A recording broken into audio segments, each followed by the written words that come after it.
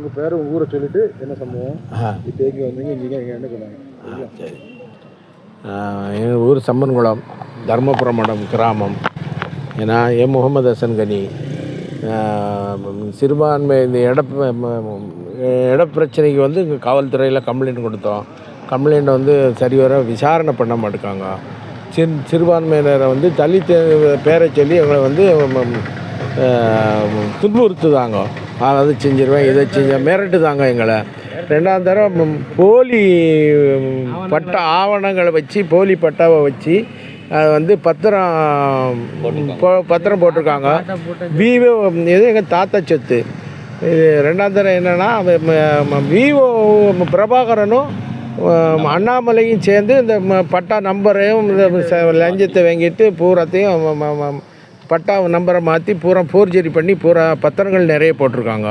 இதில் சுந்தர், பிறகு முகமது யூசுஃபு, பிறகு ரோஜாங்கிற ஒரு பெண்மணி, ஆசாத், அதுக்கு அடுத்தாக்கில் சிந்து தாமஸு, இவங்க எல்லாருமே பட்டாக்களை பூரா நம்பரு சர்வே எண் வந்து எங்கள் நம்பர் வந்து எங்கள் தாத்தா நம்பர் வந்து 361.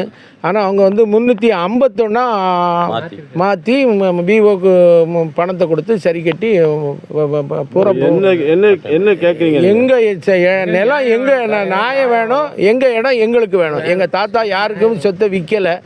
எங்கள் தாத்தாவுடைய வாரிசுதாரும் யாரும் சொத்தை விற்கலை. எங்களோட 12 ஏக்கரு 11 சென்ட் 1 கோடி ரூபாய் சொத்து மதிப்பு. அதெல்லாம் 351 என் பேர் முகமது ஹசன் கனி. எங்கள் நம்பர் வந்து 361 சர்வே நம்பரு. அவங்க ஃபோர்ஜரி பண்ணி 351 ஆக்கியிருக்காங்க. ஆக்கி அதை பட்டா நம்பரும் மாற்றிட்டாங்க. காவல் நிலையத்தில் என்ன சொன்னாங்க?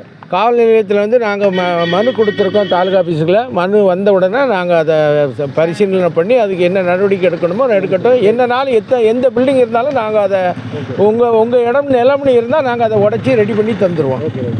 சரி, என் பேர் முகமது ஹசன் கனி. அவங்க கட்சியிலேருந்து மிரட்டினாங்களா?